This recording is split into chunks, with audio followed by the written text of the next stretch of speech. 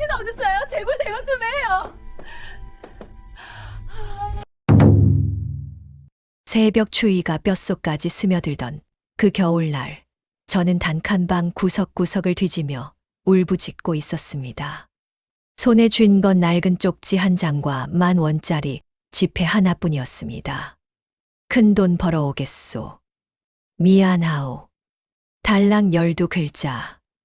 그게 남편이 제게 남긴 전부였습니다. 이런 상황이 벌어진 데에는 아주 충격적인 이유가 있었습니다. 문풍지가 바람에 펄럭이는 소리가 유난히 크게 들렸습니다. 4살짜리 은서가 이불 속에서 뒤척이며 칭얼거렸습니다. 엄마 추워. 아이의 목소리에 정신이 번쩍 들었습니다. 울고 있을 때가 아니었습니다. 어머니가 늘 하시던 말이 귓가에 맴돌았습니다. 울면 애도 운다. 정신 차려. 재봉틀 앞에 털썩 주저앉았습니다. 페달을 밟으려는데 손이 떨려서 바늘이 천을 제대로 잡지 못했습니다. 한 땀 한 땀 바느질하던 그 기계가 갑자기 너무 낯설게 느껴졌습니다.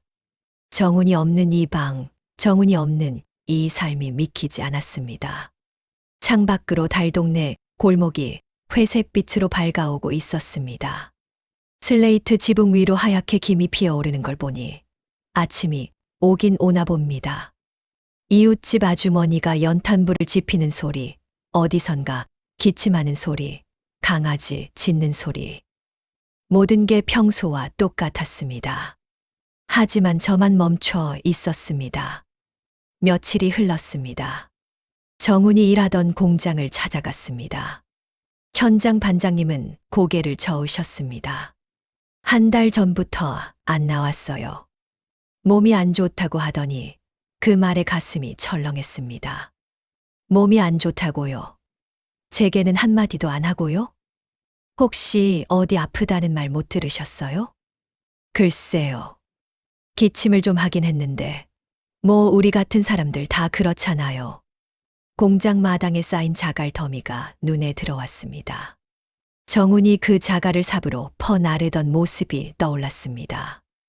땀에 젖은 런닝 차림으로 물을 들이켰던 그 여름날. 웃으며 이것도 다 우리 은서 분유 값이야 라고 하던 목소리. 그게 정말이었을까요? 아니면 전부 거짓이었을까요? 골목을 돌아다니며 이웃들에게 물었습니다. 슈퍼 아주머니는 글쎄 못 봤는데 하며 고개를 가로저었고, 연탄 배달 아저씨는 요새 다들 바빠서 얼굴 보기 힘들지 뭐 하고 말끝을 흐렸습니다. 아무도 몰랐습니다. 아니, 알면서도 말을 안 하는 건지도 모르겠습니다. 그러다 태준이를 만났습니다. 골목 어귀에서 담배를 피우고 있던 태준이가 저를 보더니 담배를 휙 던졌습니다. 그 사람 눈빛이 평소와 달랐습니다. 뭔가 숨기는 게 있다는 걸 여자의 직감으로 알 수 있었습니다. 태준 씨, 정운이 어디 갔는지 알죠? 모르겠어요. 거짓말하지 마세요. 둘이 맨날 붙어 다녔잖아요. 태준이는 한참을 입을 다물고 있다가 작은 목소리로 말했습니다. 지방에 한탕 하러 갔다고 들었어요. 큰돈 벌 수 있는 일이 있다고. 한탕, 큰돈. 그 말이 제 귓속에서 맴돌았습니다. 정운이가 그런 위험한 일을 하러 갔다는 건가요? 아니면 다른 여자라도 생긴 건가요? 온갖 생각이 머릿속을 휘저었습니다. 어디요?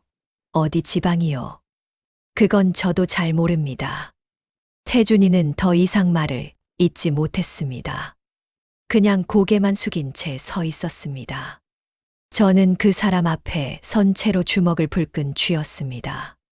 화가 났습니다. 태준이한테가 아니라 정운이한테. 아니, 이 모든 상황에 왜 말을 안 해요? 친구잖아요. 미안합니다.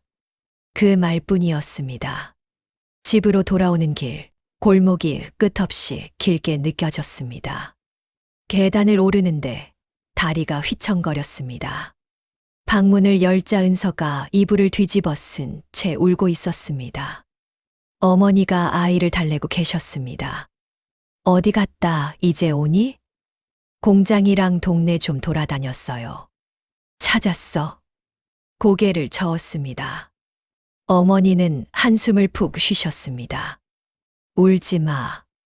애 보는 데서 울지 말라니까. 네. 어머니는 은서를 제 품에 안겨주셨습니다. 아이 몸이 따뜻했습니다. 작은 손이 제 목을 감았습니다. 엄마 아빠는 대답할 수가 없었습니다. 그냥 아이를 꼭 안고 있었습니다. 그날 밤 저는 재봉틀 앞에 앉았습니다. 페달을 밟았습니다. 드르륵 드르륵. 바늘이 천을 뚫고 지나갔습니다. 실밥이 한 줄씩 이어졌습니다. 눈물이 흘렀지만 손은 멈추지 않았습니다. 이게 제가 할 수 있는 전부였습니다. 다음 날부터 저는 일감을 더 받았습니다. 옷가게 사장님한테 찾아가서 말했습니다. 더 많이 주세요. 빨리 할 수 있어요. 사장님이 의심스러운 눈으로 저를 봤지만 일단 작업복 20벌을 맡겼습니다. 이틀 안에 해. 밤새 재봉틀을 돌렸습니다. 손가락이 바늘에 찔려도 멈추지 않았습니다. 등이 끊어질 것 같아도 허리를 펴지 않았습니다. 은서가 깨어 엄마 하고 부르면 그제야 잠깐 일어나 아이를 안아주고 다시 앉았습니다. 이틀 뒤 완성된 작업복을 들고 가게로 갔습니다. 사장님이 옷을 펼쳐보더니 고개를 끄덕였습니다. 솜씨 괜찮네. 다음에도 부탁할게. 돈을 받아 쥐었습니다. 쭈뼛쭈뼛한 지폐 몇 장. 이게 은서 분유 값이고 연탄 값이고 쌀 값이었습니다. 정훈이가 벌어오던 돈보다 훨씬 적었지만 그래도 우리가 살 수 있는 돈이었습니다. 그런데도 가슴 한 구석이 무너지는 것 같았습니다. 골목을 걸어오는데 어느 집에서 저녁 짓는 냄새가 났습니다. 된장찌개 끓이는 냄새. 정훈이가 좋아하던 거였습니다. 저도 모르게 발걸음이 느려졌습니다. 문득 이런 생각이 들었습니다. 혹시 정훈이가 돌아오면 뭐라고 말해야 하나? 화를 내야 하나? 울어야 하나? 아니면 그냥 안아줘야 하나? 하지만 돌아오지 않을 것 같았습니다. 왜 그런 느낌이 들었는지 모르겠지만 가슴속 깊은 곳에서 그런 목소리가 들렸습니다. 이제 혼자야. 혼자서 살아야 해. 집에 도착하니 어머니가 은서와 함께 저녁을 먹고 있었습니다. 국 한 그릇이 식탁에 놓여 있었습니다. 내거 먹어. 어머니는 말수가 적은 분이셨습니다. 하지만 그 국 한 그릇에 모든 마음이 담겨 있다는 걸 알았습니다. 숟가락을 들었습니다. 국물이 미지근했습니다. 한 입 떠먹었는데 목이 메어서 삼키기 힘들었습니다. 은서가 저를 보고 있었습니다. 아이 눈에 불안한 빛이 어렸습니다. 그래서 억지로 웃었습니다. 맛있다. 은서도 많이 먹어. 그날 밤 은서를 재우고 홀로 앉아 있었습니다. 창밖으로 눈이 내렸습니다. 하얀 눈송이가 슬레이트 지붕에 소복이 쌓였습니다. 정훈이랑 처음 만난 날도 눈이 왔었습니다. 공장 앞 포장마차에서 그 사람이 저한테 어묵 한 꼬치를 건넸습니다. 춥죠? 이거 드세요. 그렇게 시작됐습니다. 그때는 몰랐습니다. 이렇게 될 줄. 재봉틀을 쓰다듬었습니다. 차가운 철 표면이 손끝에 닿았습니다. 이게 이제 제 전부였습니다. 정훈이도 없고 희망도 없고 그냥 이 기계 하나랑 딸 하나. 그걸로 살아가야 했습니다. 며칠 후 태준이가 집 앞에 왔습니다. 문을 두드리는 소리에 나가보니 태준이가 쌀 한 포대를 들고 서 있었습니다. 눈이 마주쳤습니다. 그 사람 눈빛에 미안함이 가득했습니다. 이거 정훈이 형이 부탁한 거예요. 뭐라고요? 떠나기 전에 제게 부탁했어요. 누나랑 은서 챙겨달라고. 그 말을 듣는 순간 뭔가가 와르르 무너지는 것 같았습니다. 정훈이가 떠나기 전에 태준이한테 부탁을 했다고요. 그럼 이미 계획된 일이었단 말인가요? 그럼 언제 돌아와요? 그건 저도 모릅니다. 왜 말을 제대로 안 해요? 도대체 뭘 숨기는 거예요? 소리를 지르고 나니 목이 쉬었습니다. 태준이는 그저 고개를 숙였습니다. 쌀 포대를 방문 앞에 내려놓고 천천히 돌아섰습니다. 계단을 내려가는 발소리가 점점 멀어졌습니다.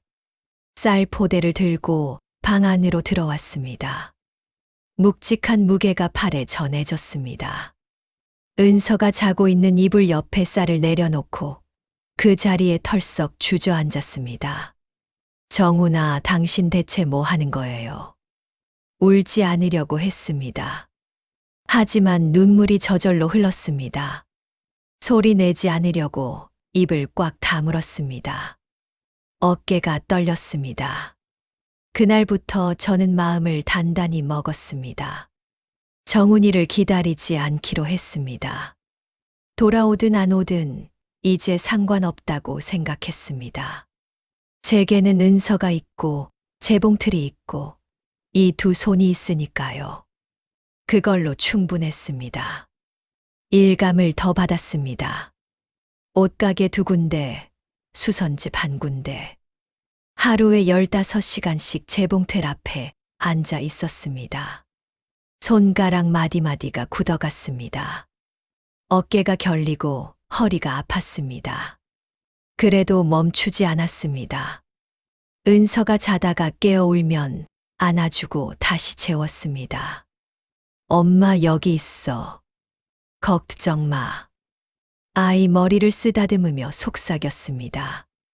은서는 제 품에서 다시 잠들었습니다.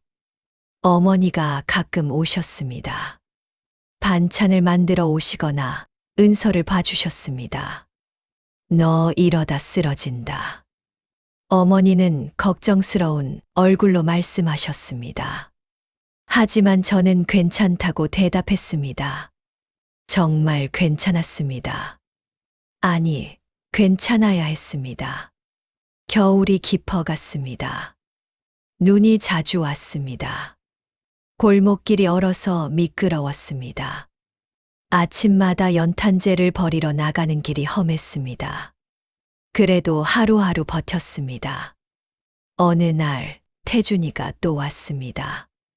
이번엔 연탄을 한 장 들고 왔습니다. 이거 쓰세요. 말없이 받았습니다. 고맙습니다라는 말은 차마 나오지 않았습니다.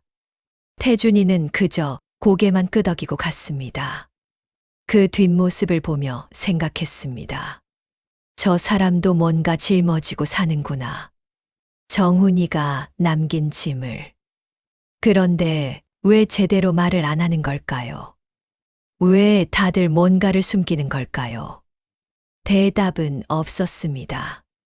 재봉틀 소리만 방 안을 가득 채웠습니다. 드르륵, 드르륵. 그 소리가 이제는 익숙했습니다. 밤하늘에 별이 총총히 박혀 있었습니다. 창문 틈으로 찬바람이 스며들었습니다. 은서가 잠꼬대를 했습니다. 아빠, 아이 목소리에 가슴이 저렸습니다. 아빠는 어디 있을까요? 정말 큰 돈을 벌러 간 걸까요? 아니면 그냥 우릴 버린 걸까요? 알 수 없었습니다. 그저 바늘을 움직일 뿐이었습니다. 한 땀 한 땀. 이렇게 살아가는 것. 이게 제가 선택한 길이었습니다. 그날 밤도 눈이 내렸습니다. 하얀 세상 속에서 저는 홀로 깨어 있었습니다. 삼촌, 오늘도 오셨어요? 은서의 맑은 목소리가 골목에 울렸습니다. 아이는 태준이를 보면 언제나 환하게 웃었습니다. 하지만 저는 그 웃음을 볼 때마다 가슴 한 구석이 무거워졌습니다. 고마운 마음과 미안한 마음, 그리고 알 수 없는 불편함이 뒤섞였습니다. 그로부터 몇 달이 흘렀습니다.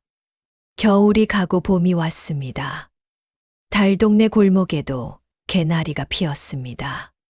슬레이트 지붕 사이로 노란 꽃들이 고개를 내밀었습니다. 하지만 제 마음 속엔 여전히 겨울이 남아 있었습니다. 재봉틀 앞에 앉아 있는 시간이 점점 길어졌습니다.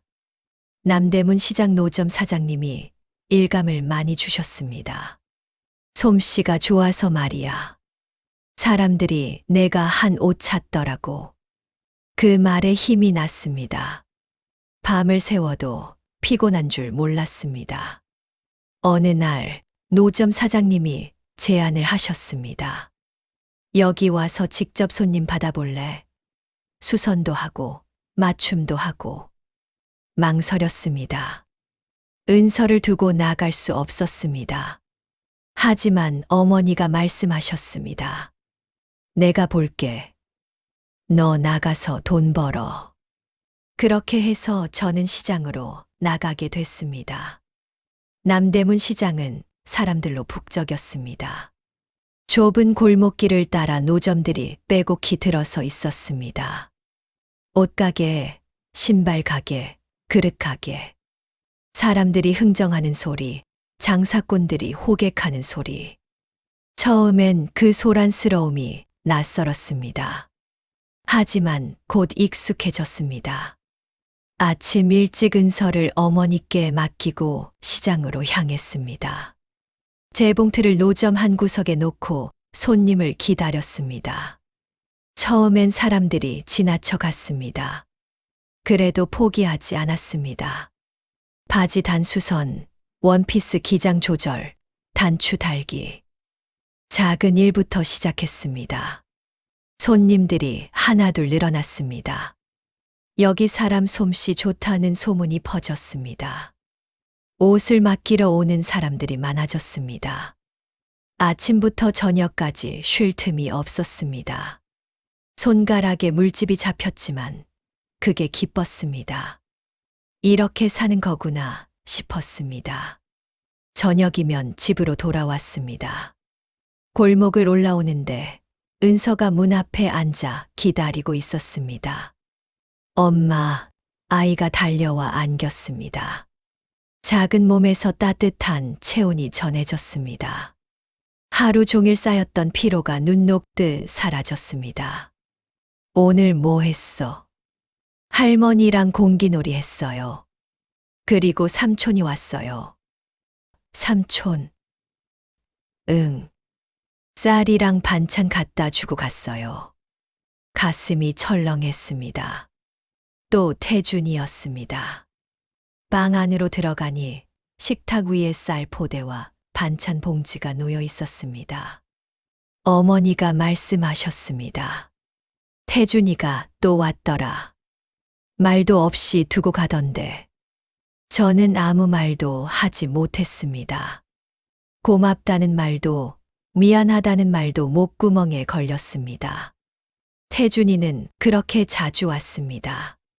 겨울엔 연탄을 날랐고 여름엔 부채를 사다 줬습니다.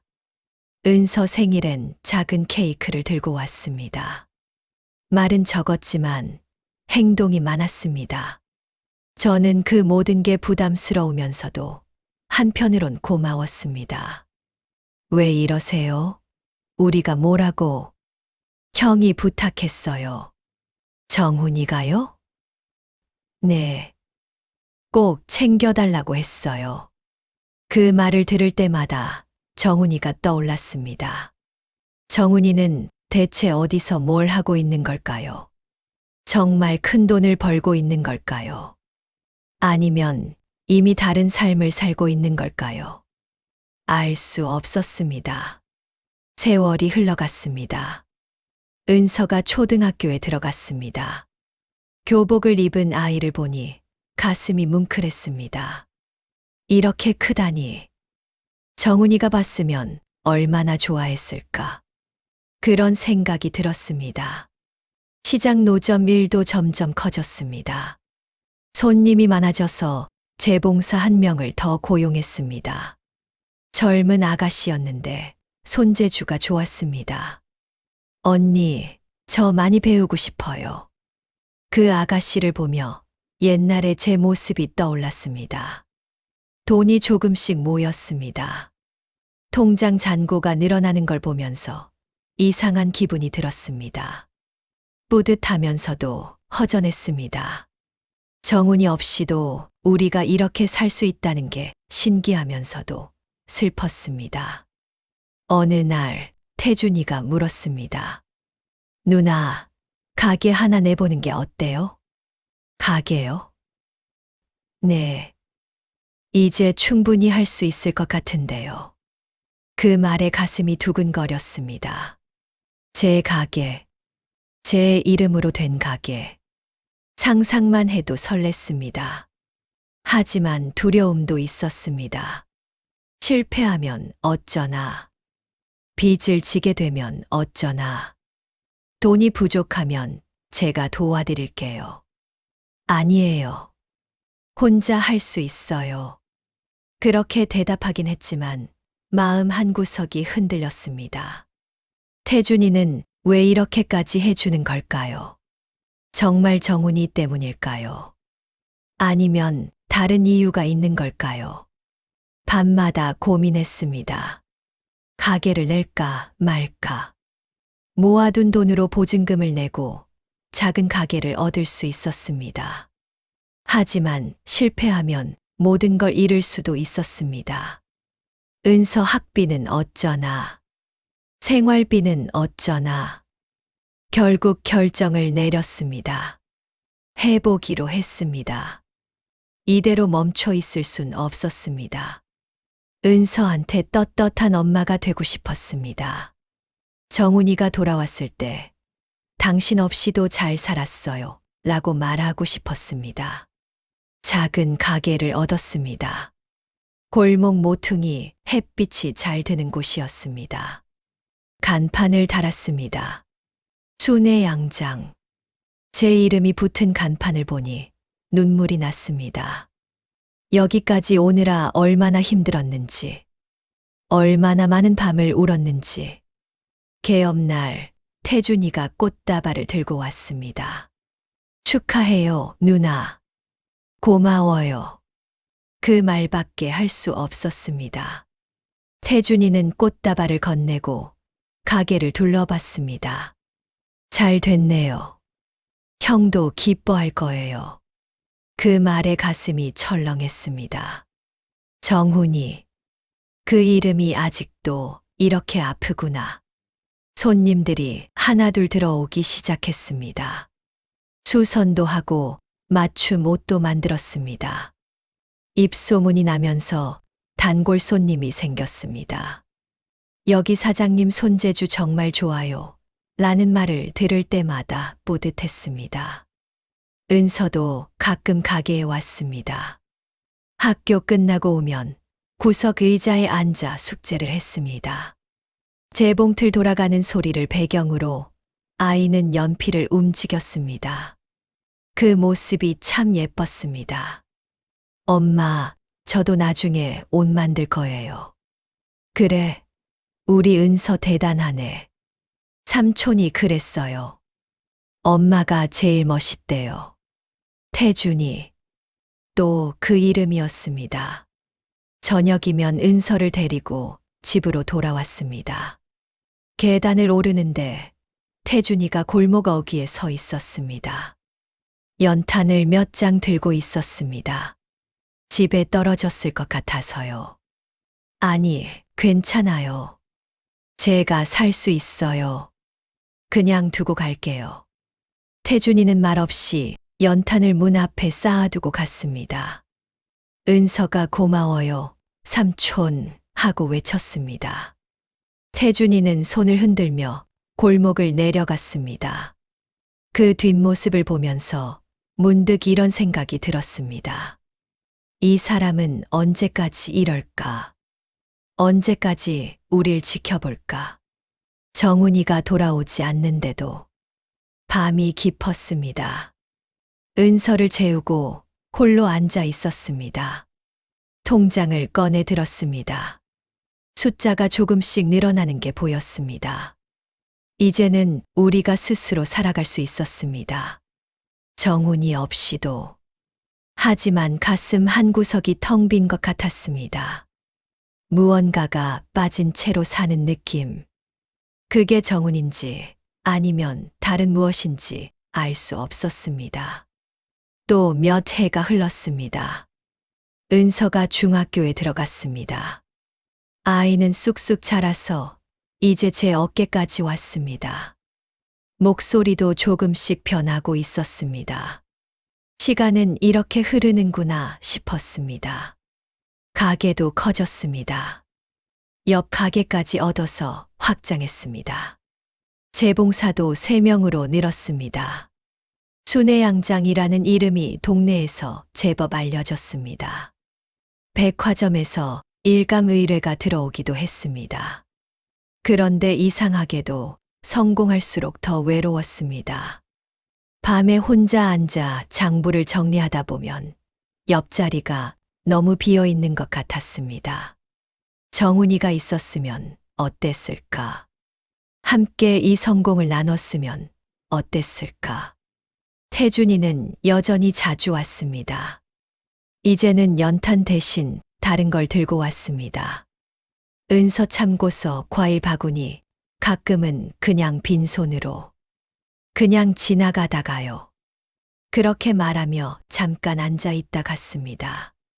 어느 날 어머니가 말씀하셨습니다. 태준이 그 친구 괜찮은 사람 같다. 네.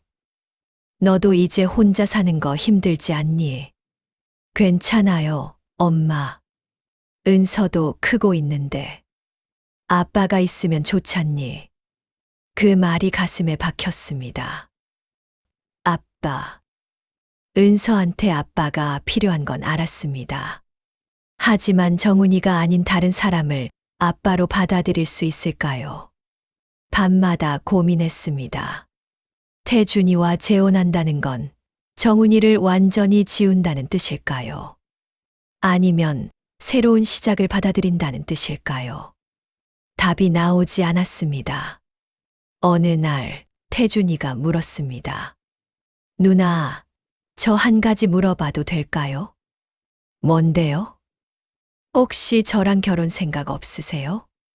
갑작스러운 질문에 말문이 막혔습니다. 태준이는 진지한 얼굴로 저를 봤습니다. 그 눈빛에 진심이 담겨 있었습니다.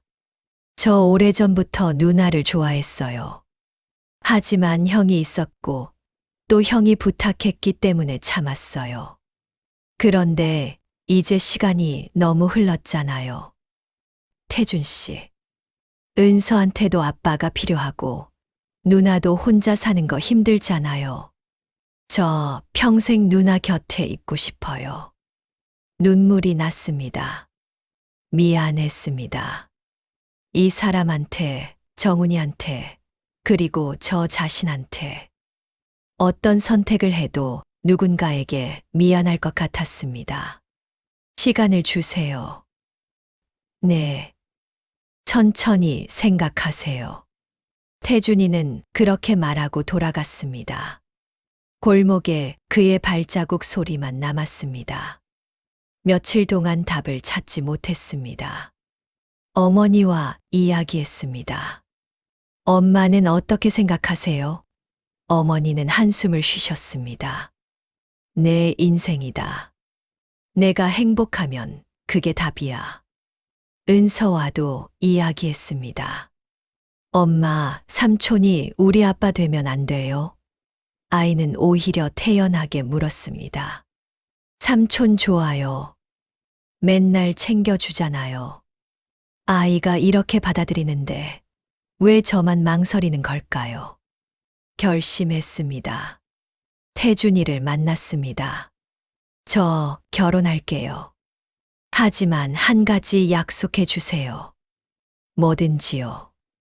만약 정훈이가 돌아오면 그때는 제가 용서를 빌게요. 그렇게라도 해야 마음이 편할 것 같아요. 태준이는 잠시 망설이다가 고개를 끄덕였습니다.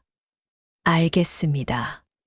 그렇게 해서 우리는 결혼했습니다. 조촐한 식당에서 작은 식사만 했습니다. 어머니와 은서 그리고 몇몇 친구들만 왔습니다. 화려하지 않았지만 따뜻했습니다. 태준이는 우리 가족이 됐습니다. 은서는 아빠라고 불렀습니다. 태준이는 그 말을 들을 때마다 눈시울을 붉혔습니다. 새로운 삶이 시작됐습니다. 태준이는 성실한 남편이었습니다.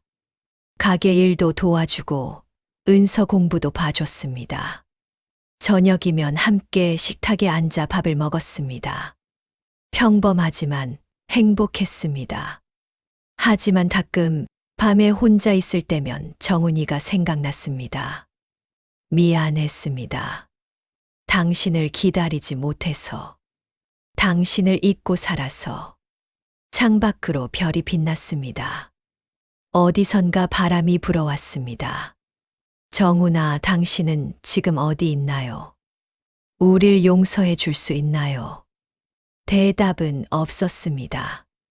그저 밤은 깊어갔고 저는 새로운 가족과 함께 살아가고 있었습니다. 그게 옳은 선택이었는지 아직은 알 수 없었습니다. 엄마, 이거 봐요. 은서의 떨리는 목소리가 귓가에 닿았습니다. 컴퓨터 화면을 가리키는 딸의 손가락이 하얗게 굳어 있었습니다. 화면에는 합천상록원 무연고 묘지 명단이라는 제목이 보였습니다. 그리고 그 명단 한가운데 낯익은 이름이 있었습니다.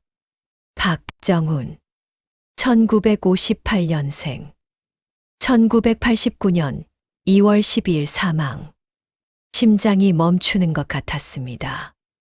가게 사무실 의자에서 천천히 일어섰습니다. 다리가 후들거렸습니다. 은서가 제 팔을 붙잡았습니다. 엄마, 이게 아빠 이름 맞죠? 대답할 수가 없었습니다.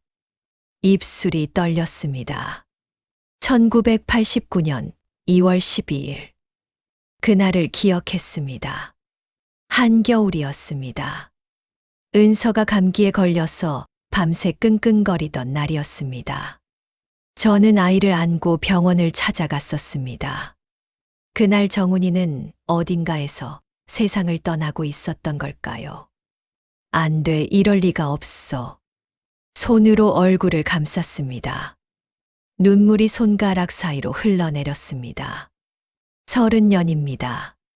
30년을 살면서 정훈이가 어딘가에서 살고 있을 거라고, 언젠가는 돌아올 거라고 그렇게 믿었는데 은서가 흐느꼈습니다. 엄마 친아빠가 돌아가셨어요. 그것도 제가 5살 때. 밤이 깊어갔습니다. 잠을 이룰 수 없었습니다. 침대에 누워 천장을 바라봤습니다. 어둠 속에서 정훈이 얼굴이 떠올랐습니다. 웃는 얼굴, 담배 피우던 얼굴, 은서를 안아 올리던 얼굴. 그 모든 게 이제는 돌아오지 않는 모습이 되어버렸습니다. 옆방에서 태준이가 움직이는 기척이 들렸습니다. 일어나 거실로 나갔습니다. 태준이가 소파에 앉아 고개를 숙이고 있었습니다. 등이 구부러져 있었습니다. 당신 알고 있었죠? 태준이가 고개를 들었습니다. 눈이 충혈되어 있었습니다. 네. 그 한마디에 가슴이 무너졌습니다. 언제부터요? 형이 떠나기 전부터요. 뭐라고요?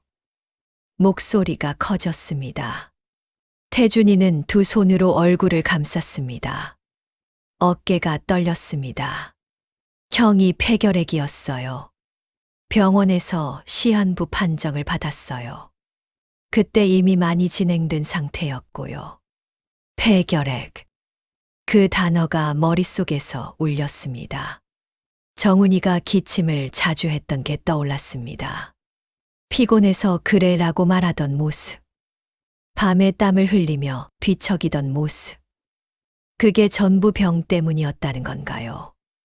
왜 말을 안 했어요? 형이 말하지 말라고 했어요.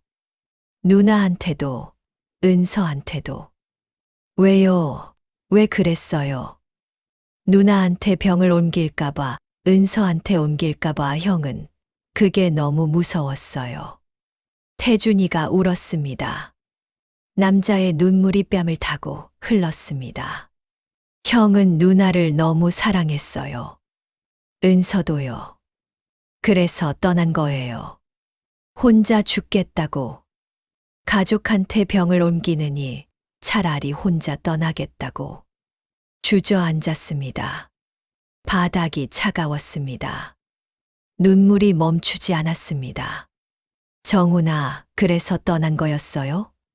우리를 버린 게 아니라 우릴 지키려고 떠난 거였어요? 형은 지방으로 갔어요. 작은 요양원에서 혼자 투병했어요. 저한테 편지를 보냈어요. 태준아, 내가 죽으면 누나 좀 부탁한다. 은서도 부탁한다. 하지만 내가 죽었다는 건 말하지 마라. 그냥 나쁜 놈으로 기억되는 게 낫다고. 그게 무슨. 형은 빚도 있었어요. 사채였어요. 병원비 때문에 빌렸던 건데 갚지 못했어요. 그래서 더 떠날 수밖에 없었어요. 사채업자들이 누나한테 갈까봐 모든 게 이해되기 시작했습니다.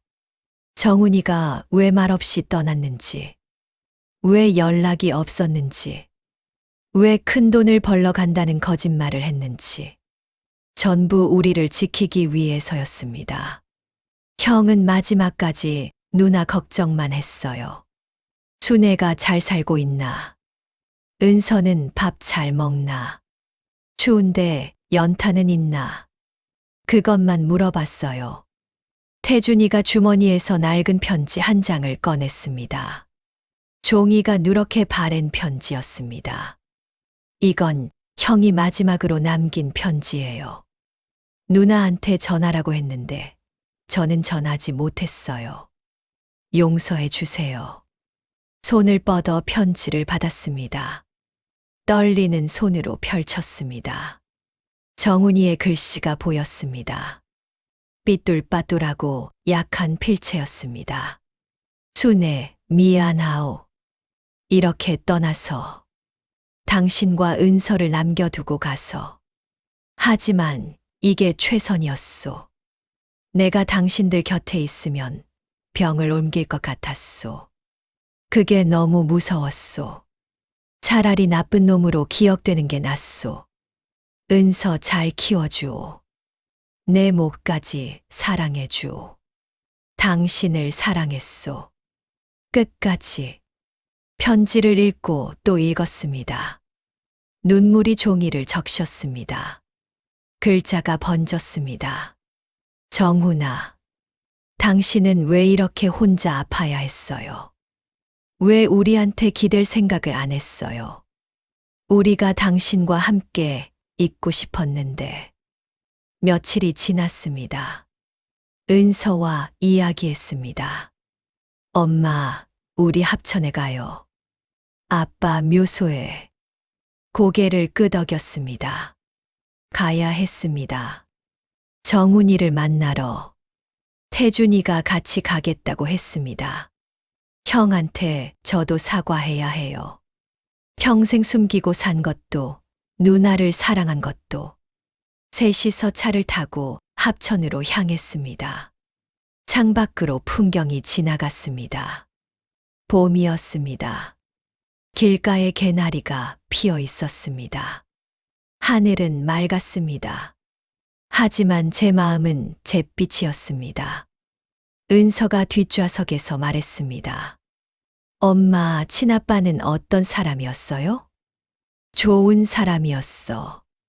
무뚝뚝했지만 다정했어. 너를 정말 많이 사랑했어. 저는 기억이 잘 안 나요. 얼굴도 잘 모르겠어요. 괜찮아. 엄마가 기억할게. 차가 달렸습니다. 고속도로를 벗어나 시골길로 들어섰습니다. 논밭이 펼쳐졌습니다. 어디선가 새 울음소리가 들렸습니다. 합천 상록원에 도착했습니다. 작은 언덕 위에 묘지가 있었습니다. 무연고 묘들이 줄지어 서 있었습니다. 관리인이 안내했습니다. 이쪽입니다. 풀이 무성한 길을 걸었습니다. 발밑에서 풀벌레가 뛰었습니다. 햇살이 따가웠습니다. 관리인이 멈춰 섰습니다. 여기에요. 작은 비석이 보였습니다. 이름이 새겨져 있었습니다. 박정훈. 1958만 1989점. 31살에 세상을 떠났습니다. 너무 이른 나이였습니다. 무릎을 꿇었습니다. 비석을 손으로 쓰다듬었습니다. 차가운 돌이 손끝에 닿았습니다. 정훈이가 여기 있습니다. 30년을 기다렸는데 여기 있었습니다. 당신 여기 있었어요? 목이 메었습니다. 말을 이을 수 없었습니다. 은서가 옆에 무릎을 꿇었습니다. 아빠 저예요. 은서예요. 기억 안 나시죠? 저도 잘 기억 안 나요. 하지만 사랑한다는 거, 그건 알아요. 아이가 울었습니다. 저도 울었습니다. 태준이도 뒤에서 고개를 숙이고 울었습니다. 바람이 불었습니다. 봄바람이 머리카락을 스쳤습니다. 풀냄새가 났습니다. 하늘에서 종달새가 울었습니다. 정훈이가 좋아하던 소리였습니다. 미안해요, 정훈 씨. 당신을 오해했어요. 당신이 우릴 버렸다고 생각했어요. 하지만 당신은 우릴 지키려고 떠난 거였죠. 비석에 이마를 댔습니다. 돌이 따뜻했습니다. 햇볕을 받아서 그런 걸까요? 당신 없이 잘 살았어요. 가게도 냈고 은서도 잘 키웠어요. 하지만 당신이 보고 싶었어요. 정말 많이. 눈물이 땅에 떨어졌습니다. 풀잎을 적셨습니다. 태준이가 다가왔습니다. 무릎을 꿇고 비석 앞에 앉았습니다. 형, 저예요. 태준이요. 형이 부탁한 거 지켰어요. 누나랑 은서 평생 지켰어요. 하지만 형한테 거짓말했어요. 누나를 사랑했어요. 형 몰래 용서해 주세요. 태준이의 목소리가 떨렸습니다. 형이 준 마지막 편지, 오늘에야 누나한테 전했어요. 30년을 숨겼어요. 비겁했어요. 미안해요, 형. 셋이서 한참을 그렇게 앉아 있었습니다. 해가 기울었습니다. 그림자가 길어졌습니다. 묘지 위로 노을이 내려앉았습니다. 붉은 빛이 비석을 물들였습니다. 일어섰습니다. 마지막으로 비석을 쓰다듬었습니다. 안녕히 계세요, 정훈 씨. 이제는 편히 쉬세요. 돌아서서 걸었습니다. 은서가 제 손을 잡았습니다. 태준이가 뒤따라왔습니다. 언덕을 내려오는데 문득 이런 생각이 들었습니다. 그때 나는 누구를 기다렸던 걸까요? 정훈이를 기다렸던 걸까요? 아니면 돌아오지 않을 사람을 기다리며 그렇게 버티는 법을 배웠던 걸까요? 차에 올랐습니다. 시동을 걸었습니다. 합천을 떠났습니다. 창밖으로 풍경이 흘러갔습니다. 논밭, 마을, 산. 모든 게 평온해 보였습니다. 하지만 제 마음속엔 여전히 폭풍이 불고 있었습니다. 집으로 돌아오는 길. 은서가 말했습니다. 엄마, 후회돼요? 태준 아빠랑 결혼한 거. 고개를 저었습니다. 아니, 후회 안 해. 태준 아빠는 좋은 사람이야. 우릴 지켜줬어. 그럼 친아빠는요? 친아빠도 사랑했어. 지금도 사랑해. 그건 변하지 않아. 은서가 고개를 끄덕였습니다. 밤이 되어 집에 도착했습니다. 태준이가 차를 세웠습니다. 셋이서 집 안으로 들어갔습니다. 거실 불을 켰습니다. 익숙한 공간이었습니다. 하지만 오늘은 모든 게 낯설게 느껴졌습니다. 태준이가 말했습니다. 누나 저 때문에 힘들면 떠날게요. 무슨 소리예요? 형한테 미안해요. 형 아내를 사랑했으니까. 고개를 저었습니다. 당신 잘못 아니에요. 우린 그냥 살아남은 거예요. 서로 의지하며. 태준이가 울었습니다. 처음 보는 모습이었습니다. 그날 밤 잠들지 못했습니다. 침대에 누워 천장을 봤습니다. 정훈이가 떠올랐습니다.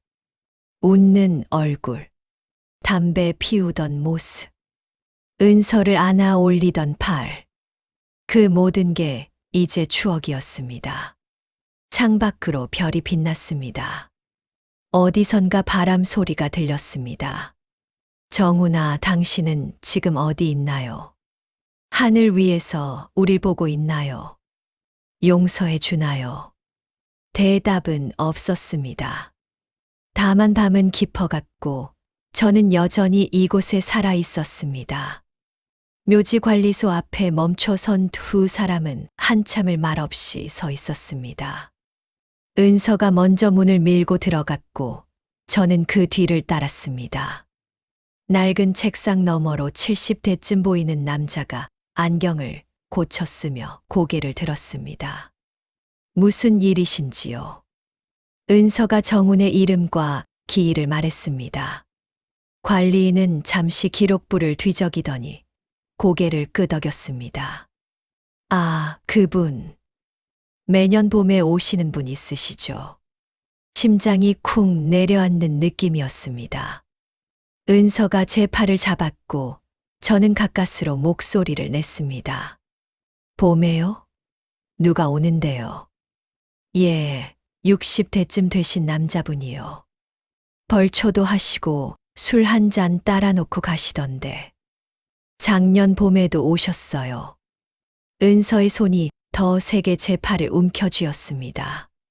저는 떨리는 입술로 물었습니다. 그분 혹시 이름을 아세요? 글쎄요, 성함까지는 여쭤보지 않았습니다. 다만 한 번은 비가 많이 와서 여기서 잠깐 쉬어 가셨는데 그때 혼잣말처럼 하시더라고요. 형님, 약속 지키고 있습니다. 하고요. 은서가 작게 신음했습니다. 저는 가슴이 무너지는 걸 느끼면서도 다음 질문을 던졌습니다. 혹시 그분이 무언가 남긴 게 있을까요? 편지나 물건 같은 거요. 관리인은 고개를 갸웃하더니 서랍을 열었습니다.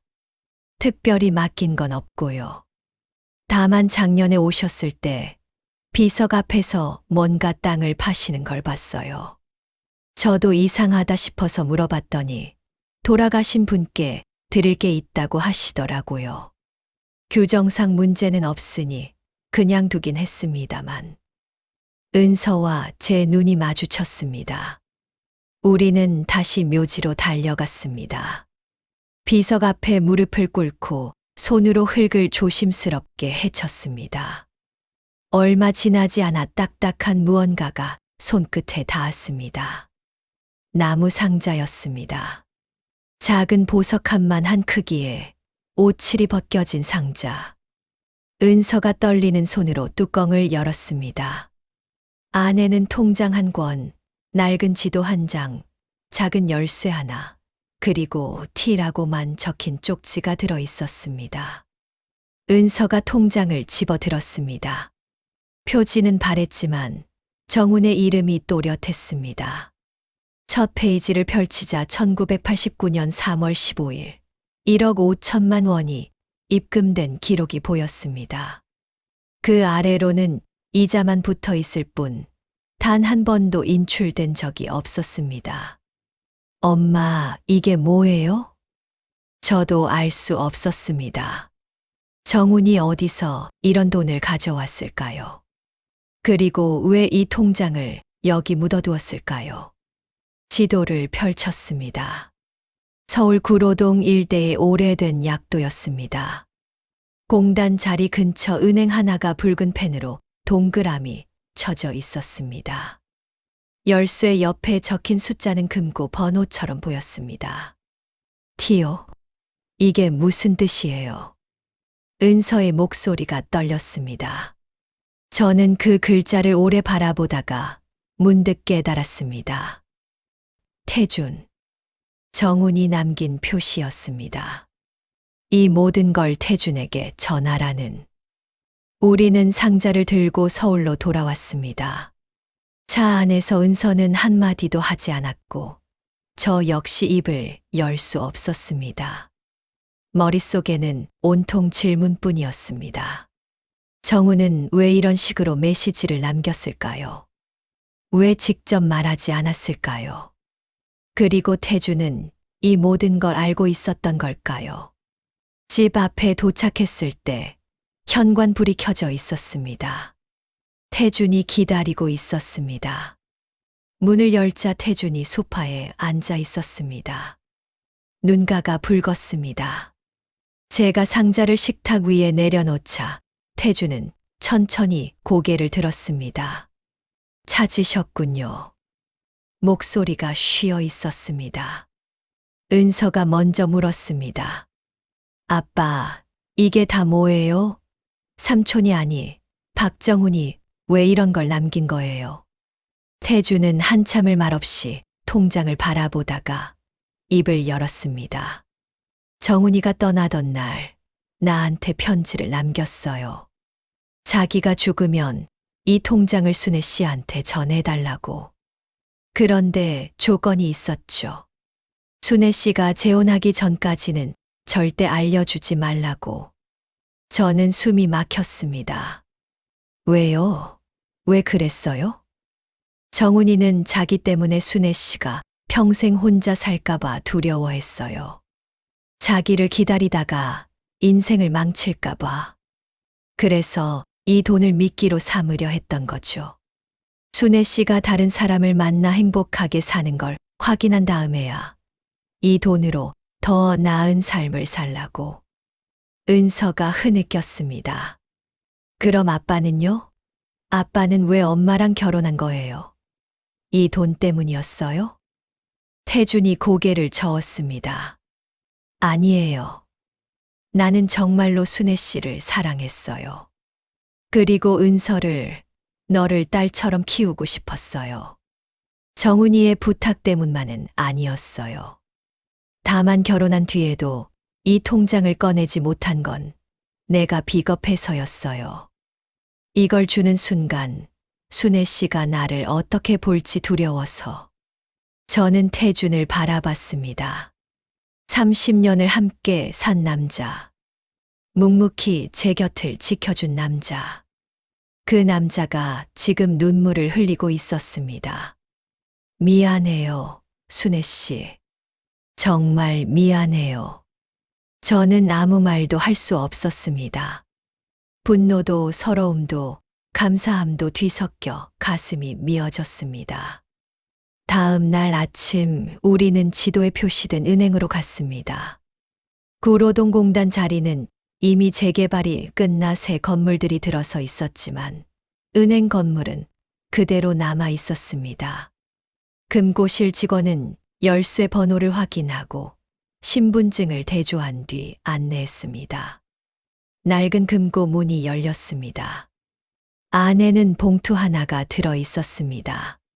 정훈의 글씨로 순애에게라고 쓰여 있었습니다. 손이 떨렸습니다. 은서가 제 어깨를 감싸 안았고 태준은 뒤에서 조용히 서 있었습니다. 저는 봉투를 뜯었습니다. 편지는 2장이었습니다. 하나는 제게, 하나는 태준에게. 먼저 제 편지를 펼쳤습니다. 순애야, 이 글을 읽고 있다면 넌 이미 태준이와 함께 행복하게 살고 있겠지. 그게 내가 바라던 전부야. 미안해. 내가 너한테 거짓말을 했어. 큰돈 벌러 간다고 했지만 사실은 병원에서 폐결핵 말기 판정을 받았어. 그때 의사 선생님이 그러더라.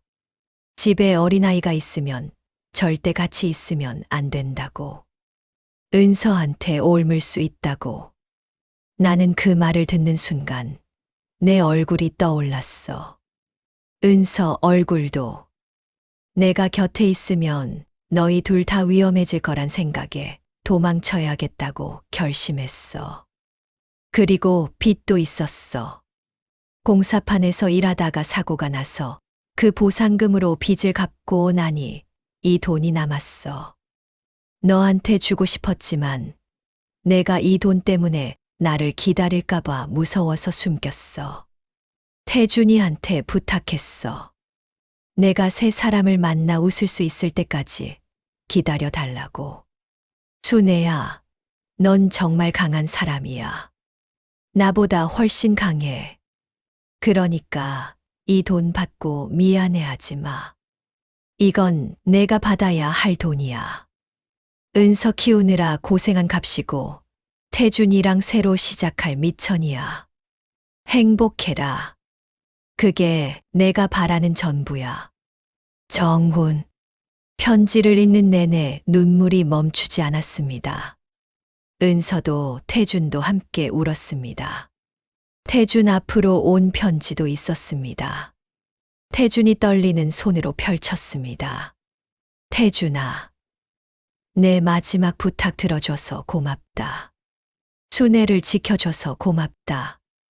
은서를 아껴줘서 고맙다. 넌 내가 못다한 일을 대신 해준 거야. 그러니까 미안해하지 마. 넌 잘못한 게 없어. 다만 한 가지만 부탁할게. 순애한테 이 편지 보여줄 때 내가 순애를 정말 사랑했다고 꼭 말해줘. 떠날 수밖에 없어서 미안하다고. 형님이. 태준은 편지를 꼭 쥔 채 고개를 떨구었습니다. 어깨가 떨렸습니다. 형님. 저는 태준의 손을 잡았습니다. 차갑고 거친 손. 30년 동안 저를 지켜준 손. 고마워요. 정말 고마워요. 그날 밤 세 사람은 거실 소파에 둘러앉아 오래도록 이야기를 나눴습니다. 정훈의 마지막 날들, 태준이 홀로 견딘 세월들, 그리고 제가 몰랐던 수많은 순간들. 은서가 물었습니다. 엄마, 이제 어떻게 할 거예요? 저는 두 사람을 번갈아 보았습니다. 정훈의 편지, 태준의 눈물, 그리고 은서의 얼굴. 문득 깨달았습니다. 이 모든 게 사랑이었다는 것을. 정훈의 거짓말도, 태준의 침묵도, 제가 견딘 세월도. 살아야죠. 우리 계속 살아가야죠. 통장은 은서 이름으로 바꾸기로 했습니다. 정훈이 바랐던 것도, 태준이 지키려 했던 것도 결국 은서의 미래였으니까요. 은서는 한참을 울다가 고개를 끄덕였습니다. 제가 잘 쓸게요. 두 아빠 목까지. 그렇게 우리는 서로를 껴안았습니다. 세 사람이 함께 울었습니다. 30년 동안 쌓인 오해와 비밀, 슬픔과 사랑이 한꺼번에 쏟아져 내렸습니다. 이제 더 이상 숨길 것도 미안해할 것도 없었습니다. 정훈은 떠났지만 그가 남긴 사랑은 여전히 우리 곁에 있었습니다. 태준은 평생 그 사랑을 지켜냈고 저는 그 사랑 속에서 은서를 키워냈습니다. 이제 남은 건 앞으로 나아가는 것뿐이었습니다. 세 사람이 함께 손을 잡고 편지를 다 읽고 나서도 한참을 아무도 말을 하지 못했습니다. 거실은 고요했고 창밖으로는 봄비가 내리고 있었습니다. 은서가 먼저 입을 열었습니다. 엄마, 삼촌 아빠한테도 박정훈 아빠가 뭔가 부탁한 게 더 있는 것 같은데요. 태준이 천천히 고개를 끄덕였습니다. 편지에 한 가지 더 있었어요. 정훈이가 죽었다는 사실을 순애 씨한테 알리지 말라고. 그냥 소식 없이 사라진 사람으로 남으라고. 그래야 순애 씨가 미련 없이 새 삶을 시작할 수 있을 거라고. 저는 숨이 막혔습니다. 그럼 당신은 그걸 알면서도 평생 숨긴 거예요? 예. 그게 정훈이의 마지막 부탁이었으니까요. 순애 씨가 행복해질 때까지 돈도 꺼내지 말고 죽음도 알리지 말라고. 그래서 저는 매년 봄마다 형님 산소에 가서 보고 드렸어요. 순애 씨가 웃고 있다고, 은서가 잘 크고 있다고. 은서가 흐느꼈습니다. 저도 눈물을 참을 수 없었습니다. 정우는 죽어서도 저를 지키려 했고, 태주는 그 무거운 약속을 30년 넘게 혼자 짊어지고 살았던 것입니다. 미안해요, 순애 씨. 정말 미안해요. 태준의 목소리가 떨렸습니다. 저는 그의 손을 잡았습니다. 아니에요. 당신이 미안해할 일은 아무것도 없어요. 오히려 고마워요. 정말로. 우리는 그렇게 한참을 울었습니다. 30년이 넘는 시간 동안 쌓인 오해와 슬픔, 사랑과 죄책감이 모두 흘러내렸습니다. 며칠 뒤 은서가 조심스럽게 말을 꺼냈습니다. 엄마, 저 이 돈 어떻게 써야 할지 고민했는데요. 결혼 준비하는데 좀 쓰고 싶어요. 두 아빠가 다 달았던 게 제가 행복하게 사는 거잖아요. 저는 고개를 끄덕였습니다. 은서의 결혼식은 그해의 가을로 잡혀 있었습니다. 평범한 회사원인 예비 사위는 성실하고 다정한 사람이었습니다. 정훈이 봤어도 좋아했을 사람이라는 생각이 들었습니다. 그래. 내가 쓰고 싶은 대로 써. 그게 맞는 것 같아. 통장에서 일부를 인출해 은서의 결혼 준비에 보탰습니다. 예식장도 예약하고 한복도 맞추고 신혼집 살림도 장만했습니다. 돈을 쓸 때마다 가슴 한편이 먹먹했습니다. 정훈이 남긴 돈으로 딸의 결혼을 준비하다니. 그가 바랐던 풍경이 지금 눈앞에서 펼쳐지고 있었습니다. 결혼식 날, 저는 정훈의 사진을 작게 인화해서 가슴 안쪽 주머니에 넣었습니다. 태준도 그 사실을 알고 있었지만 아무 말도 하지 않았습니다. 다만 제 손을 꼭 잡아줄 뿐이었습니다. 예식장은 사람들로 가득 찼습니다. 양장점 단골 손님들, 수의 강습을 함께 들었던 이웃들, 은서의 친구들과 직장 동료들. 모두가 축하해 주었습니다. 은서는 아름다웠습니다. 웨딩드레스를 입은 모습이 어린 시절 달동네 골목을 뛰어다니던 그 아이와는 전혀 달랐습니다. 신랑 아버지가 식사를 대접하며 말했습니다. 사돈님, 따님 정말 잘 키우셨습니다. 태준이 대답했습니다. 제가 한 건 없고요. 다 처가 혼자 키웠습니다. 저는 고개를 저었습니다. 아니에요. 우리 셋이서 같이 키운 거예요. 세 사람. 정훈과 태준, 그리고 저. 은서는 세 사람의 사랑을 받으며 자란 아이였습니다. 피로연이 끝나고 하객들이 모두 돌아간 뒤 은서가 저를 불렀습니다. 엄마, 잠깐만요. 은서는 부케를 들고 제 앞에 섰습니다. 눈가가 붉었습니다. 엄마, 고생 많으셨어요. 정말 많이 사랑해요. 저는 딸을 꼭 껴안았습니다. 은서의 어깨에서 정훈의 체온이 느껴지는 것 같았습니다. 다음 날 태준과 저는 합천으로 향했습니다. 정운의 산소 앞에 섰을 때 봄볕이 따스했습니다.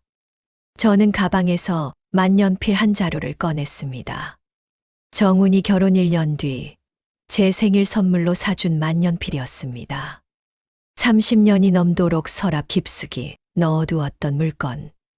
정운 씨, 은서 시집 잘 보냈어요. 당신이 남긴 돈으로요. 고마워요. 정말 고마워요. 태준도 무릎을 꿇고 절을 했습니다. 형님, 약속 다 지켰습니다. 순애 씨 행복하게 해드렸습니다. 은서도 잘 컸습니다. 이제 편히 쉬세요. 우리는 한참을 그 자리에 앉아 있었습니다. 바람이 불고 풀냄새가 났습니다. 돌아오는 길에 태준이 물었습니다. 순애 씨, 이제 괜찮으세요? 저는 고개를 끄덕였습니다. 네, 이제 괜찮아요. 정말로 괜찮았습니다.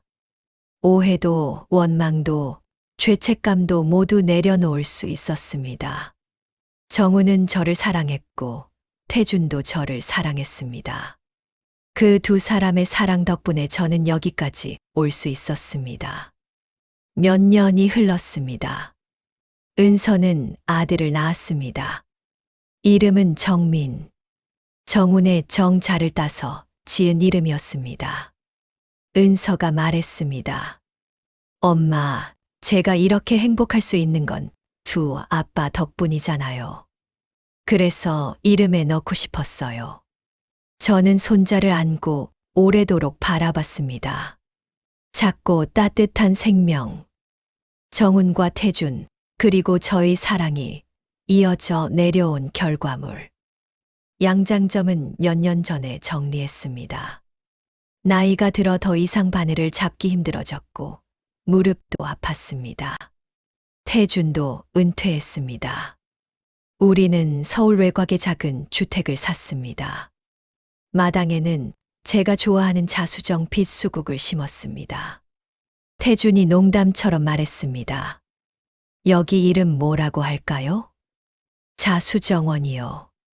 태준이 웃었습니다. 좋네요. 자수정원. 그렇게 우리는 자수정원에서 조용한 노년을 보내기 시작했습니다. 아침에는 마당을 거닐고, 오후에는 은선의 집에 가서 정민이를 봐주고, 저녁에는 함께 저녁을 먹었습니다. 평범하고 평온한 일상이었습니다. 어느 날 저녁 일기를 쓰다가 문득 옛날 일기장을 꺼냈습니다. 1988년 겨울부터 쓰기 시작한 일기장. 누렇게 바랜 종이 위로 젊은 시절의 제가 보였습니다. 정훈이가 떠났다. 왜 떠났는지 모르겠다. 화가 나고 슬프고 무섭다. 은서가 아빠를 찾는다. 뭐라고 말해줘야 할까? 태준 씨가 또 쌀을 사다 놨다. 고맙지만 미안하다. 양장점 오픈했다. 정훈이가 봤으면 좋았을 텐데. 태준 씨와 재혼했다. 정훈아, 미안해. 한 장 한 장 넘기며 읽다가 마지막 장에 도착했습니다. 빈 페이지였습니다. 저는 펜을 들고 천천히 글을 썼습니다. 2024년 봄. 이제 모든 걸 알게 됐다. 정훈이가 왜 떠났는지, 태준이 왜 그렇게 했는지. 모두 나를 사랑해서였다. 나는 참 운이 좋은 사람이었다. 두 사람에게 사랑받았고, 딸을 잘 키웠고, 손자도 생겼다. 이제 빚을 다 갚았다. 더 이상 미안해하지 않기로 했다. 정훈아, 태준아, 고마워. 사랑해. 일기장을 덮고 창밖을 바라봤습니다. 자수정원의 수국이 보랏빛으로 피어나고 있었습니다. 태준이 거실에서 텔레비전을 보고 있었고, 주방에서는 은서가 정민이를 안고 노래를 부르고 있었습니다. 이 모든 게 기적 같았습니다. 1988년 겨울, 달동네 단칸방에서 울던 그 여자가 여기까지 올 수 있었다는 것이 정훈의 사랑, 태준의 헌신, 그리고 제 자신의 힘으로 여기까지 왔습니다. 더 이상 누구에게도 빚지지 않았습니다. 죄책감도 원망도 없었습니다. 남은 건 평온함과 감사함 뿐이었습니다. 태준이 부엌으로 들어왔습니다. 순애 씨, 뭐 하세요? 그냥 생각 좀 하고 있었어요. 무슨 생각이요? 행복하다는 생각이요. 태준이 제 어깨에 손을 올렸습니다. 나도요. 우리는 그렇게 서서 창밖을 바라봤습니다. 수국이 바람에 흔들렸습니다. 정민이의 웃음소리가 들렸습니다. 평범하고 소중한 순간이었습니다. 며칠 뒤 은선의 가족과 함께 다시 합천을 찾았습니다. 정민이를 데리고 가는 첫 산소 방문이었습니다. 정민이는 비석을 만지며 고개를 갸웃했습니다. 할머니, 여기 누가 자요? 응, 할머니를 정말 많이 사랑했던 분이 계셔. 그분한테 인사해야 돼요. 그래, 인사하자. 정민이는 작은 손을 모아 절을 했습니다. 서툴지만 진심이 담긴 절이었습니다. 그 모습을 보는데 눈물이 났습니다. 기쁜 눈물이었습니다. 태준이 제 손을 잡았습니다. 은서가 반대편에서 제 팔짱을 꼈습니다. 우리는 그렇게 정훈의 산소 앞에 섰습니다. 가족이었습니다. 복잡하고 아프고 하지만 사랑으로 이어진 가족. 정훈 씨, 우리 잘 살고 있어요. 당신이 바랐던 대로요. 고마워요. 정말 많이 고마워요. 돌아오는 길, 정민이가 물었습니다. 할머니, 우리 언제 또 와요? 내년 봄에 또 오자. 좋아요. 차 안은 따뜻했습니다. 정민이는 제 무릎에서 잠들었고, 은서는 창밖을 바라보며 미소 짓고 있었습니다. 태주는 운전대를 잡은 채 조용히 노래를 흥얼거렸습니다. 저는 창밖을 바라봤습니다. 봄이 지나고 여름이 오고 있었습니다. 길가의 나무들은 초록빛으로 물들어 있었습니다. 세상은 계속 변하고 시간은 흘러갔습니다. 하지만 변하지 않는 것도 있었습니다. 사랑. 정훈의 사랑, 태준의 사랑, 제 사랑. 그 사랑들이 모여 지금의 우리를 만들었습니다. 이제 저는 알았습니다. 인생은 완벽하지 않아도 괜찮다는 것을. 상처가 있어도 후회가 있어도 그래도 사랑이 있으면 살아갈 수 있다는 것을. 그리고 그 사랑은 시간이 지나도 사라지지 않는다는 것을. 자수정원으로 돌아왔을 때 해가 지고 있었습니다. 노을이 아름다웠습니다. 태준과 저는 마당에 앉아 그 노을을 바라봤습니다. 순애 씨. 네. 평생 고생만 시켜서 미안해요. 무슨 소리예요. 당신 덕분에 여기까지 온 거예요. 그래도요. 이제 그런 말 하지 마요. 우리 그냥 행복하게 살아요. 남은 시간 동안. 태준이 웃었습니다. 알겠습니다. 우리는 손을 잡았습니다. 주름진 손과 손이 맞닿았습니다. 따뜻했습니다. 멀리서 은서의 목소리가 들렸습니다. 엄마, 아빠, 저녁 먹어요. 우리는 일어나 집 안으로 들어갔습니다. 식탁에는 따뜻한 밥과 국이 놓여 있었습니다. 평범한 저녁 식사였습니다. 하지만 그 평범함이 감사했습니다. 이제 더 이상 두려운 건 없었습니다. 모든 비밀이 밝혀졌고, 모든 빚이 갚아졌고, 모든 오해가 풀렸습니다. 남은 건 사랑과 감사뿐이었습니다. 우리는 식탁에 둘러앉아 저녁을 먹었습니다. 정민이가 장난을 치고 은서가 웃고 태준이 따뜻한 말을 건넸습니다. 그 모든 순간이 소중했습니다. 저는 생각했습니다. 이게 행복이구나. 이게 평화구나. 30년이 넘는 시간 동안 찾아 헤맸던 것이 바로 이거구나. 그날 밤 잠들기 전 마지막으로 정훈을 떠올렸습니다. 정훈 씨, 잘 자요. 그리고 고마워요. 당신 덕분에 저는 행복합니다. 창밖으로 달빛이 들어왔습니다. 고요하고 평온한 밤이었습니다. 옆에서는 태준의 고른 숨소리가 들렸습니다. 저는 눈을 감았습니다. 더 이상 악몽도 후회도 없었습니다. 그저 평온함만이 있었습니다. 그렇게 늦게 온 평화 속에서 저는 잠들었습니다. 구독과 좋아요로 저희를 응원해 주세요. 감사합니다.